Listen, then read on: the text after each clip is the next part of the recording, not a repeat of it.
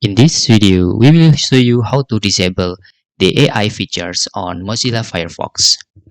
If you update your Mozilla Firefox web browser to the newest version 148, okay, how to update the Firefox? You can go to settings and you can choose help and choose about Firefox.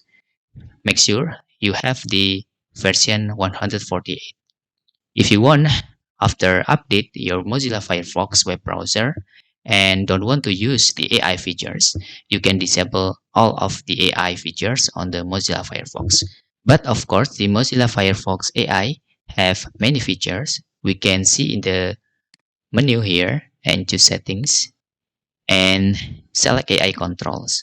To disable all of these features like translations, image alt text, tab group, key points, and chatbot, you can see available Anthropic ChatGPT, Copilot, Gemini, and Lisa Mistral.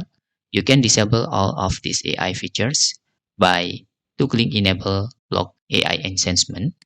Okay, after you block all of this, all features about AI will be blocked like this.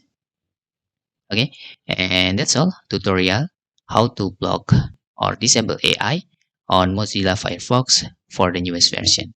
If you have any questions, you can fill in the forms comment below, and thanks for watching.